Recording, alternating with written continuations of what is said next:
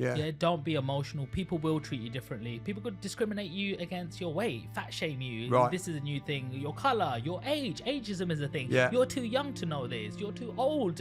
You can't compete in this, you know? People will always put their opinions on you. It's up to you whether you let it digest with you or not. Have a shield, look at the mirror, and that's your only competition. Yeah, and you just think every day you wake up and go, how do I do this? How do I be a better person? How do I get that door open? You have to bang down 10 different doors. How many times have I been in Barclays and I rang somebody and go, hi, we've got a new service. Boop. Cool, what does that mean? I'll stop? No, that opinion didn't matter. It just wasn't right for that person. Yeah. If somebody talks to you a certain way, he just doesn't understand. He's had his thoughts and belief downloaded from other people in his environment, in his circle. So when people say something silly in front of me or talk to me, I don't say, oh, I have to swear at you, shout at you. I ain't got time for that. Yeah. I've got Zen, I've got peace. It just means that there's a problem with them. You do not understand. It's okay. I know we smile. Oh, you're probably better than me, bro. Let me leave. You know, that's the best way. It's like even the Bible tells you, you know, you get slapped, turn the other cheek.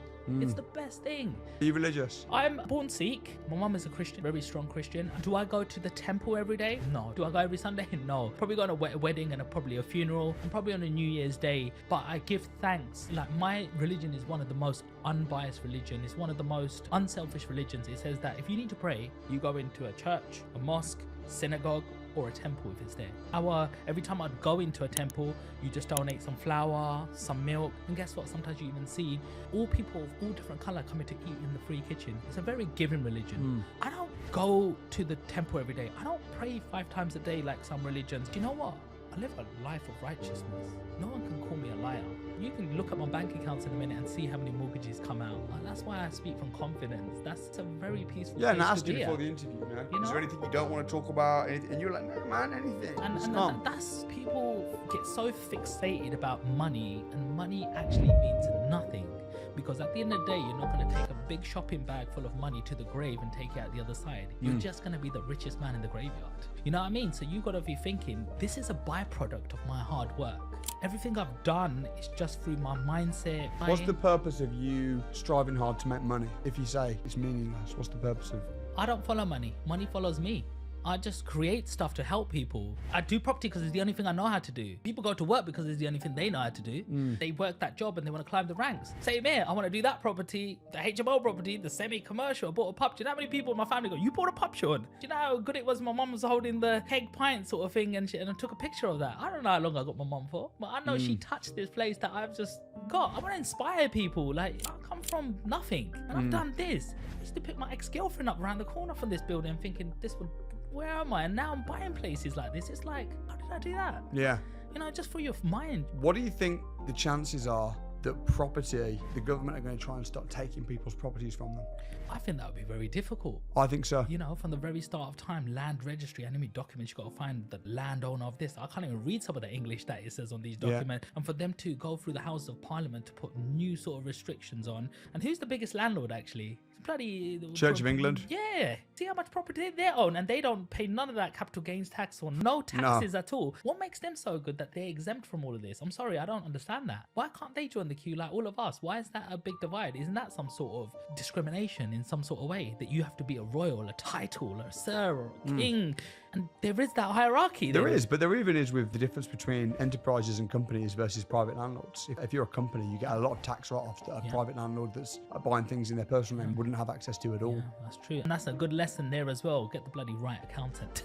Because up until 2017, I was buying a shitload of properties in my personal name. Me too. Yeah. Right from 2009 to 2017. Okay, same. It was all personal. Yeah. But it's not worth switching because of you're having to pay stamp duty again. You're having to pay, I mean, there are some things you can do. There is something you can do. But then you've got to split test it and go, is it actually worth it? You think property is a safe asset class? I think it's a store of wealth. You know, you've got fast pound and then you've got a store of wealth. But property's not where it used to be unless you're very creative and very colourful with it. You know, you've got to find places which are not Article 4. You've got to look at stuff that can be developed, that you can get on a bridging loan, that you know down the road someone has got planning permission to do extension, to turn it into, you know, a 6-bedroom with a couple of kitchenettes and a couple of bathrooms, and then you can refinance it at a new commercial valuation of £75 per room, 75,000 a room, etc. And then you can literally take your money back and copy It's and a paste business. Yeah. It's a business. If you go into property just thinking, I'm just going to buy a house and rent it out and sit on it and wait for it to go up in value, you might make money, but it's going to be very slow. Whereas if you think, actually, how can I, like you were talking about, how can I add value to the house? Money follows value. Yeah.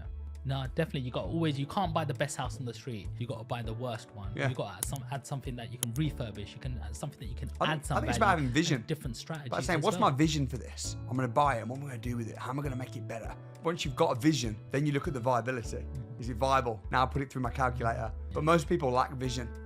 You know, like you, I know you. I bet when you're driving, you're just driving past houses and you're just slowing down, taking pictures. That's me. I've seen somebody in the network who's bought a museum which is listed, and she's got a bunch of planning and she knows the counts over the last 10 years. I want to find out what she's doing, because that's interesting to me. That's like listed building, museum, a bit of heritage there. Like, yeah. That's just interesting. But as a byproduct, you'll get all of these other things agreed around it that you will make money at the same time. Yeah. But it's not just about money, you know. You've got to be content as well. You know, you've got to know your limit. I think that's important. I've already bought a holiday home abroad, and I know Whereabouts? that, you know, I bought in Dubai. Oh yeah, you and mentioned. I bought it in a place called Town Square. Nice. So How much that cost So you? basically it cost me 250 grand, and it was 5 payments of 25 grand, so you only pay half of it. So I paid one in January, one in August recently. Yeah, so 3 payments, 75. I got 2 more payments. They've already started the groundworks. All my money goes into a government escrow account, and then the government send out the surveyor to make sure they can release the money, because that government does not want a bad reputation. The king runs his country like a business,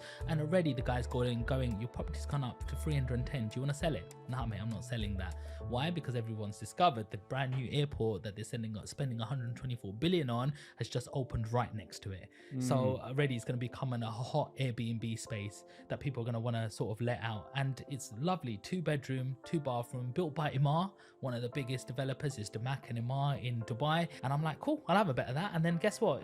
By the time it's up and built, you'll be like, yeah, I'll have a 50% mortgage, 125, or I'll pay it off cash and then get my residency over there and get an 80% loan to value. Might just buy another one out there, you know? And guess what? You can also buy a property with crypto out there. So those of you thinking, what I'm going to do after this Bitcoin bull run, take it to Dubai, baby. They take that stuff. They go, put it on the table. We'll take 10% and you can have property. Here's the keys, 24 hours. See, I think there's a chance that the government will very likely try and ban cryptocurrencies. Just an article came out yesterday that the Fed in America is going to be buying billions in Bitcoin. That was an article that was coming out because they see it as a store of wealth. They'll be setting their own cryptocurrency up.